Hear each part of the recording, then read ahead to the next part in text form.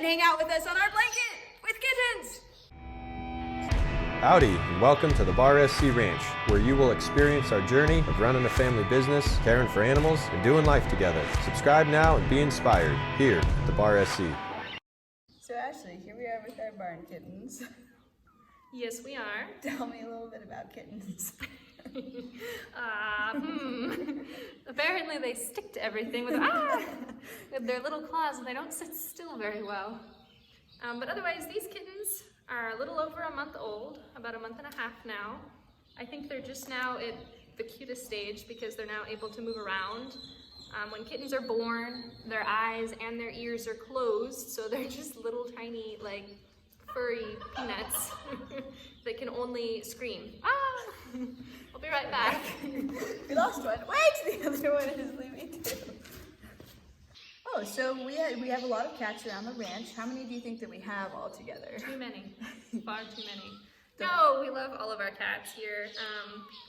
Goodness, a little under 20. Yeah, somewhere 15 to 20. So we have Mustang, and we have Eric, we have Caspian, we have Tansy and Spitfire and Mufasa. We have Ivy and Garfield and Ed. That's only 8. And then Mustang is 9, and then so I guess we have 9 unless you count. Oh, and Yoda is 10. Oh, and Coco is 11. And Abby is 12. Maybe we have a lot of cats. And then plus all of the kittens, and there are 6 of them total. So we have 17 cats on the property right now. That's a lot for right now. Sometimes we've had more. There's definitely, we've had multiple litters at a time sometimes. We like to foster litters from our SPCA, our local SPCA. So Mustang is the only cat here who's not fixed. So she's the only one who's actually able to have kittens. That's kind of the way that we keep our kitten population down here at the ranch usually. Right, because living somewhere like this, it's not like having, why are you reversing? Where are you going? Where are you, like, what just happened? It's not like living in a city where you have just your one cat and it lives for 18 years. Out here, there is some amount of turnover only because of the lifestyle. All of our cats, we don't tend to lose any to predators or things like that, only because we have so many people down and around on the ranch and guests coming to the ranch and loud noises that coyotes, bobcats, things like that don't usually come in close to the ranch where our cats are. So they live a pretty good life in that regard. These guys don't know it yet because they're causing a lot of trouble. Stay still! We can't be contained, that's what they say. They live right now in our tack room. So this is, we get them out as often as we can just to get them used to people and get them having fun, moving around, using their muscles. Because for the first little bit of life, we leave them in, right now they were in like a Tupperware box, a larger tub. There we go. Yeah. And that keeps them safe and secure, and that their mom can get in there with them and feel safe nursing. What are you doing? But then as they start getting to this stage where they can walk around and move around, we want them moving around and using their muscles and developing, dexterity, learning how their bodies work, climbing all over their friends. And so we like to give them more space and a bigger area to run around in. But here at the ranch, we find all of our kittens good homes. We get them all adopted out, either to guests who come and stay at the ranch with us, friends in the family in the area. They're really good mousers. Our cats, they grow up here on the ranch with their moms, going out and hunting for them. We feed them cat food, of course, but they just love going out and hunting, usually rodents. We're very careful that they're not out with, a native bird population that maybe they're killing an endangered bird or anything like that. They come back with basically ground squirrels and rats, which is awesome because we don't want those sorts of things around here. Ground squirrels leave holes in the ground that our horses can then step in and twist or break an ankle, which would be terrible. And the rats, well, I think everybody's familiar with rats and why they're not super fun. I had pet rats. Those are fun. Rats are very, very smart creatures. They were great pets. But rats just living in the environment, no, they carry diseases. They'll get into your house. They poop and pee everywhere. It's not fun. But with black cats, you have to be careful if you live in a city. There's a lot of people around Halloween. People say lock up your black cats just because people are jerks. It's normally a little harder to adopt black cats or black dogs or black anything at these shelters. For some reason, that's not a color people go for.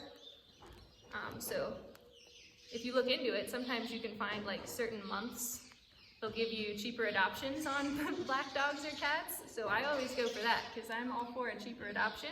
And the color doesn't change anything about them. So if anything, they look cleaner all the time. That is true. Yeah, Tux always looks clean, but that's because he spends all his time eating and grooming himself. And I have a gray cat that came from here. Yes. But she came from an older cat that we have who's no longer here, and her name was Cowgirl.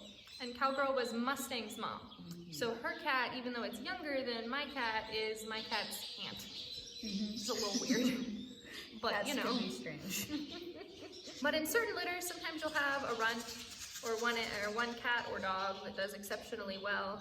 And in this litter, this is the opposite of a runt. This is the fattest kitten you have ever seen. This one only backs up, I think. It only goes into verse. Yeah. So cats are really Hold that. weird creatures. Why did you do that? Now try and get it off. I don't even know which. Here you go. There, the other one's escaping. Oh no! Help! I can't get it off. Help! Help! No! It won't let go of your hat. You should have thought of that before you put it on my head. Got it. Why are you leaving? We should actually let this cat leave because it definitely needs some exercise. So whenever we have litters of kittens, we usually try to think of fun things to name them. So we've done kind of themes before. So our last really big litter was all named after beans. That one was a really cute one. We had Coco, and we had Lima. Garbanzo. Garbanzo was cute. Garbanzo was this little silver kitten. Very cute. And what else did we have? We had Jelly. We had pie themed. Oh yes, we had a pie themed litter. That's where pomegranates and blueberry came from. Didn't we have a lullaberry? We did. We had a lullaberry because there's a lullaberry pie for sale up near Monterey County. A little bit closer. It's kind of in a Gilroy. Moreland's favorite pie. It is. It's lullaberry. pretty delicious. Oh look, it came back. Told you. Hello. We had a pirate themed litter. Ooh, that one was fun. That one was pretty hilarious. Yep. We don't have any of those ones left. The only one that we have left from the bean Because they litter got is adopted, not Coco. because they all died. Right. Just to be clear. Yes. They all found homes. So if you have one of those kittens at home, you should comment and send us a Yes, picture and send let us us a know how they're picture. doing. We love giving them out to good homes. Definitely. And we always take back any kittens. If someone adopts a kitten from us and they're not able to keep it, they can bring it back here to the ranch and we'll spend time reacclimating them to this sort of lifestyle. Because it can be a bit daunting if they've lived in a city for, several years of their life and then to move back out to the country here. But our cat Ed did basically that exact same thing, and he's doing awesome. The fact that there are no predators for them to be super concerned about here around the ranch makes it a lot easier. If we were having to hope that they would stay safe and secure from predators, we probably wouldn't be able to do that, but we're very fortunate that we don't lose cats to bobcats or coyotes or anything like that. We've got big fluffy dog Faith. She keeps anything like that away, but also doesn't eat the cats, which is very helpful in a livestock guardian. And it's nice, our cats have free range pretty much over the whole property. We don't let any of them in the houses, but they get to go pretty much wherever they want. Sometimes to the detriment of us, we have found many cats in our laundry baskets. That's a favorite of theirs. Michelle does not like them in her laundry room. No, and that is primarily an Ed adventure. Yes. Michelle is not pleased with Ed when he does that.